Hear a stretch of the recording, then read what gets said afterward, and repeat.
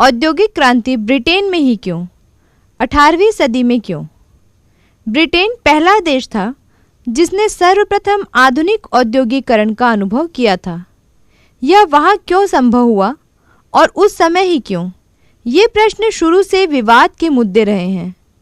इतिहासकार मानते हैं कि इस तरह के व्यापक परिवर्तन किन्हीं एक या दो कारणों से नहीं, बल्कि कई सकारात्मक परिस्थितियों के संयोग से होते हैं।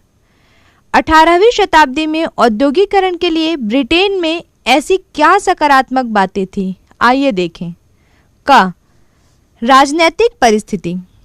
ब्रिटेन 17वीं शताब्दी में राजनैतिक दृष्टि से सुदृढ़ और संतुलित रहा और इसके तीनों हिस्सों इंग्लैंड, वेल्स और स्कॉटलैंड पर एक ही राजा का शासन था। इसका अर्थ यह हुआ कि संपूर्ण राज्य में एक ही कानून व्यवस्था, एक ही सिक्का या एक मुद्रा प्रणाली और एक ही बाजार व्यवस्था थी।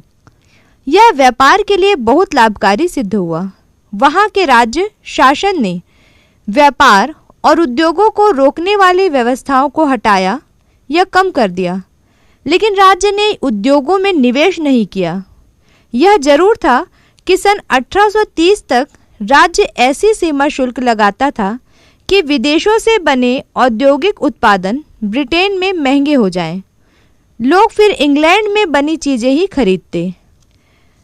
सन 1846 में शासन ब्रिटेन के उद्योग व कृषि की रक्षा के लिए लगाए गए सीमा शुल्क को हटाने लगा।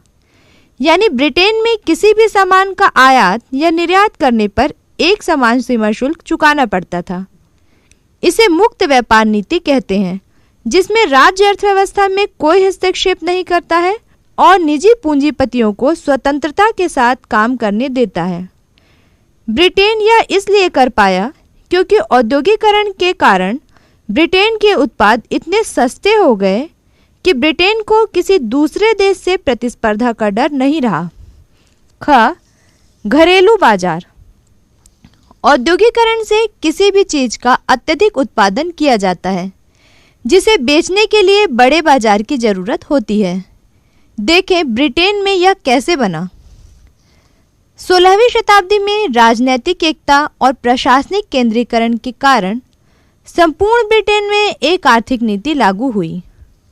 बाजार व्यवस्था में स्थानीय सामंतों या अधिकारियों का पहले जैसे कोई हस्तक्षेप नहीं था। यानी वे अपने इलाके से होकर गुजरने वाले माल पर कोई कर नहीं लगा सकते थे। पूरे देश में एक कर व्यवस्था, एक मापतौल और एक मुद्रा प्रणाली स्थापित हुई। इससे पूरे देश में व्यापार करना आसान हो गया और देश में आंतरिक व्यापार तेजी से बढ़ पाया। 17वीं शताब्दी के अंत तक आते आते ब्रिटेन में लेन देन में मुद्रा का व्यापक उपयोग होने लगा। इससे पहले अनाज ही लेन देन का माध्यम था और वस्तु विनिमय व्यापक था, लेकिन व्यापार के बढ़ने से 17वीं सदी से वस्तु विनिमय कम होता गया और मजदूरी, जमीन का लगान, कर आदि नगद के रूप में ही अदा किए जाने लगे। इसका एक और महत्वपूर्ण कारण था कृषि का व्यापारीकरण। अब खेती घरेलू उपयोग के लिए नहीं बल्कि बिक्री के लिए होने लगी। अतः गांवों में मुद्रा का चलन बढ़ गया। इससे लोगों को अपनी आमदनी से खर्च करने के लिए अधिक विकल्प प्राप्त हो गए और वस्तुओं की बिक्री के लिए बाजार का विस्तार हो गया। कृषि का व्यापारीकरण और कृषि क्रांति। ब्रिटेन में 15वीं सदी से ही अनाज, मांस और ऊन का व्यापार बढ़ रहा था। इसके कारण बहुत से किसान बाजार के लिए उत्पादन करने लगे। 17वीं सदी में कीमतों में तेजी से वृद्धि हुई, जिस कारण ऐसे कृषकों को अधिक लाभ हुआ। जब वहाँ के जमींदारों ने यह देखा तो वे खेती में रुचि लेने लगे। उन्होंने किसानों को अपनी जमीन से हटाकर मुनाफे के लिए खुद मजदूरों से खेती करवाने लगे। 18वीं शताब्दी में इंग्लैंड एक बड़े आर्थिक परिवर्तन के दौर से गुजरा, जिसे कृषि क्रांति कहा गया है। यह एक ऐसी प्रक्रिया थी जिसके द्वारा बड़े जमींदारों ने अपनी जमीन से किसानों को बेदखल कर दिया, आसपास के किसानों के खेत खरीद लिए और चारागाह जैसी गांव की सार्वजनिक जमीन को भी घेर लिया। इस प्रकार उन्होंने अपनी बड़ी बड़ी भूसंपदाएं बना ली, जिस पर वे नए तरीके से खेती करवाते थे या व्यावसायिक भेड़ पालन करवाते थे। इससे खाद्यान्न, ऊन और मांस का उत्पादन तो बढ़ा, मगर किसानों से आजीविका छिन गई। इससे भूमिहीन किसानों और गांव की सार्वजनिक जमीन पर अपने पशु चराने वाले चरवाहों को कहीं और काम धंधे तलाशने के लिए मजबूर होना पड़ा। इस तरह कृषि क्रांति ने औद्योगिक क्रांति को दोहरा लाभ पहुंचाया। पहला, खेती और उत्पादन को पूर्णतः व्यापार के उद्देश्य के लिए करना, और दूसरा, कृषकों को औद्योगिक मजदूर बनाने में मददगार होना। घ, अंतर्राष्ट्रीय व्यापार और उपनिवेश। 17वीं सदी के अंत तक ब्रिटेन के व्यापारी चीन, भारत, अफ्रीका, अमेरिका आदि में सक्रिय व्यापार और राजनीति में लगे हुए थे। इस कारण ब्रिटेन में धन और पूंजी पर्याप्त मात्रा में उपलब्ध थी। अमेरिकी उपनिवेशों के कारण उन्हें सस्ते में कपास, अनाज आदि उपलब्ध हुए।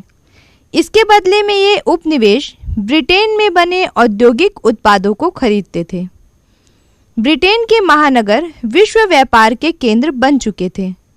इस कारण वहां पर बैंक आदि वित्तीय संस्थाएं बनी, जो किसी भी आर्थिक परियोजना के लिए वित्त उपलब्ध करा सकती थी। ब्रिटेन में कारखाना लगाने के लिए ये सब सुविधाएं बहुत काम आई। औद्योगिकरण के लिए चाहिए कि जरूरी मात्रा में पूंजी अर्थात धन उपलब्ध हो, जिसे मुनाफे के लिए निवेश किया जा सके। यह किसी का व्यक्तिगत धन हो सकता है या बहुत से लोगों का धन, जो बैंक आदि वित्तीय संस्थाओं के माध्यम से मिले। दूसरी जरूरत बाजार की है। उत्पादित सामान को खरीदने के लिए लोग तैयार हों और उन तक सामान को आसानी से और कम खर्च में पहुंचाया जा सके, यानी खरीदारों को बाजार से खरीदने की जरूरत हो और उनके पास पैसे हों। साथ ही औद्योगिक उत्पादन पर अनावश्यक कर न लगे और परिवहन की सुविधा हो, ताकि कम खर्चे में सामान दूर दराज के ग्राहकों तक पहुंचाया जा सके। तीसरी जरूरत है कामगारों की, जो कम मजदूरी पर भी काम करने के लिए तैयार हों और जिनके पास इस मजदूरी के अलावा और कोई जीविका का साधन न हो। चौथी जरूरत है सस्ते में मगर नियमित रूप से कच्चे माल की आपूर्ति। हमने देखा कि किस प्रकार ब्रिटेन के औद्योगिकरण को उनके अंतर्राष्ट्रीय व्यापार और उपनिवेशों ने संभव बनाया।